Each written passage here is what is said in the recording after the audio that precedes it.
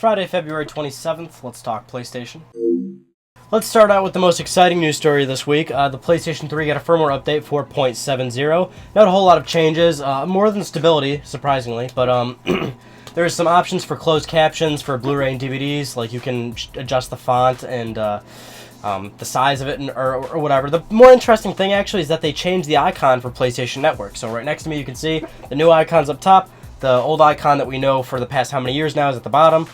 Interesting that they're changing it. I guess this is going to be a brand new thing. Obviously, they're not going to just do this for PS3. They're going to change it everywhere, I guess. So this is probably the new PlayStation Network icon.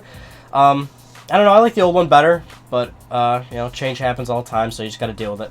Also, it's not that big of a deal anyway. But while we're on the topic of firmware updates, Sony's Fred Dutton replied to somebody on the PlayStation blog in regards to the next firmware update for PlayStation 4, and apparently it's pretty soon. It's not that far out, so we probably won't have to wait for 5-6 months. Maybe it's right around. He's making it seem like it's right around the corner, right? Like possibly March, April, around that time frame. And this is assuming it's a big update, like a media update that has a lot of features. We're still waiting on suspend and resume for PlayStation 4. We're still waiting for DLNA support. So there's a lot of other features that can be added to PS4, and we still are waiting for the PS4 to be the multimedia machine that the PS3 is. Like, I want to be able to save content locally to the PS4 hard drive, like the PS3 could, and that's the one feature I honestly want the most, is being able to content file manage on the PS4 and everything. But either way, we should be expecting a firmware update soon. But then again, this is Sony we're talking about, and when they say soon, that usually means somewhere around the time of 1 year to 27 years, so who knows. So let's talk about something we honestly shouldn't be talking about, but Driveclub PlayStation Plus Edition. It still isn't here, clearly, and it was in the news this past week about where it possibly is. Now, Sony's Jim Ryan discussed the fact that he wasn't entirely sure if they could move forward with Driveclub PS Plus Edition. He made it seem as though they're not promising it anymore.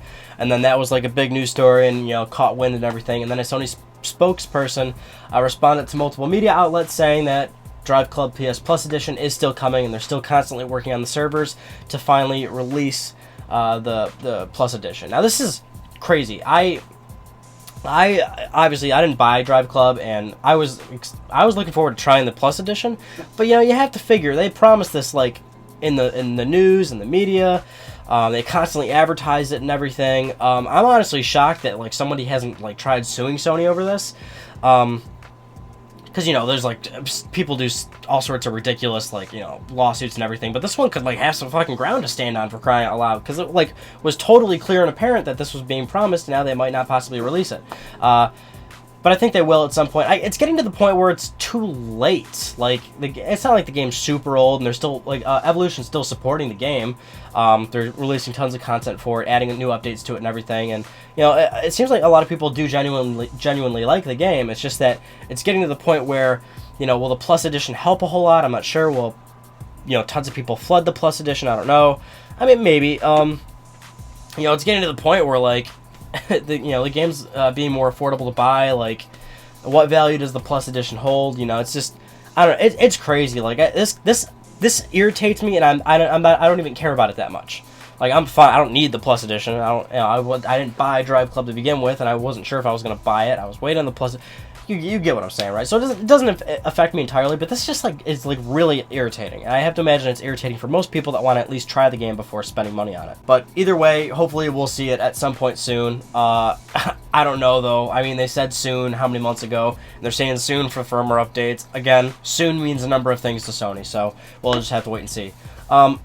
Excuse me. Moving on to our next news story.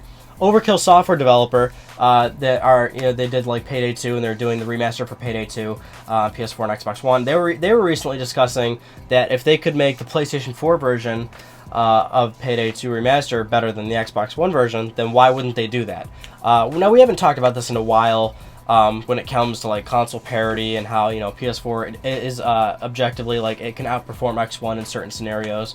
There's tons of examples where games run better on PlayStation 4, whether it's resolution or frame rates. And it's been a while since there hasn't really been a whole lot of heat in the discussion recently, but it's nice to see that some developers do come forward and saying if we can take advantage of one platform, we're going to take advantage of it. It's just it's always a weird conversation, right? Because when we were talking about stuff like this, when it was a hot topic, it was it's the console space is kind of different in the fact that you got these big hardware manufacturers that you know, don't want to be seen as a lesser platform and everything. There's contracts, discussions, and everything. But all along the whole time, you know, when a developer will release a PC game that also comes out on consoles, it's like they'll give you all the tools and everything to adjust that game to however powerful your rig is to run the game at 4K, add all these extra textures, take away textures, mod it, do whatever you want. There's obviously no parity there. They're not going to close off the PC game or anything, but you know, it's always with when you go into the consoles, you're dealing with a whole different kind of corporate beast. So, but it's nice to see one developer come up and say, like, you know, we will make one better if we can squeeze more juice out of it. If we can get more frame rate or more resolution, however we choose to do it, we'll do it. So it's nice to see that. Our last news story for the day is this study that Nielsen did. Now, Nielsen is a company that does a lot of consumer research. They do a lot of surveys and everything to figure out what consumers want, what consumers demand, and you know, Nielsen will give out this data to certain companies and whatnot, or release it publicly, or you understand what I'm getting at. They recently did a study on the purchasing habits of certain consumers for the 8th generation of consoles, which currently is PS4, X1, Wii U. And there's some really interesting results. Now, the question they posed, I got it right here on my phone, is the one question they asked is, which of the following video game systems have you ever owned? So I'm probably displaying it to you right now, but clearly it says that majority of them already owned a 7th generation system. So 91% for PS4, 88% for X1, and 93% for Wii U owners. They more than likely owned a last gen system. Clearly on the Sony side, 66% of those people owned PS3s. On the Xbox side, it's lower. 43% of X1 users had a PS3. You see where it's all getting at. Very expected numbers. Obviously, a lot of people owned a Wii last generation, so that's why those percentages are pretty high all around. That really, this chart kind of really makes sense and adds up. The more interesting one that they released is they asked, which of the following are the main reasons for why you purchase or own the particular system that they own? And this is very interesting. So for the PlayStation 4 side, as you can clearly see, the number one reason why people are buying PS4s apparently are better resolution. And then it goes down to Blu-ray player, game library, faster processing power, and it's what the family wants. You go to the Xbox side, and it says the number one reason for buying an Xbox One is brand recognition, brand loyalty. You go down further, innovative features, faster processing power, exclusive games and content, and fun factor. Then you go to the Wii U side, number one's fun factor, better for kids, price value, backwards compatibility, exclusive games and content. So really interesting answers there. Now you got to figure this survey, this data is coming from a lot of casual consumers.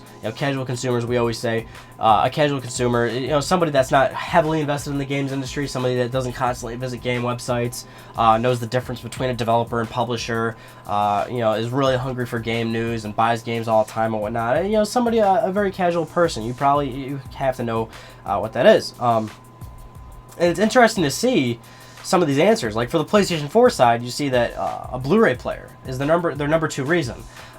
People still associate PlayStation with a Blu-ray player because PS3 was the only Blu-ray player last generation. So it's interesting to see people are still associating PlayStation with a very good Blu-ray player, when in reality PS4 is a lesser Blu-ray player than PS3. PS3 is a way better Blu-ray player. It has more options and everything. And obviously the big thing is the Xbox One has a Blu-ray player now, but that's not something that people are associating Microsoft with at this point in time.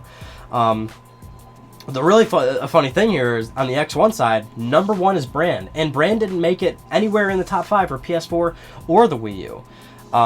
Which, console fanboys, they're always, there's a lot of people that are like, oh, it's the brand thing, right? There's totally like brand loyalty for all three of them, but it's interesting that out of a mass survey, brand cracked number one, and the only one to crack into the top 5 is for Microsoft. Which I guess I could totally believe. I'm surprised it's not there on the Sony side too. Nintendo, it makes sense for Nintendo. They do attract a lot of very casual consumers, but with the Wii U especially, it seems like that's not a casual system because it's not selling well at all. The Wii, the Wii was a very casual, like mass consumer piece of hardware. only people that are buying Wii U's are the people that know what it is and want to play like really good Nintendo games.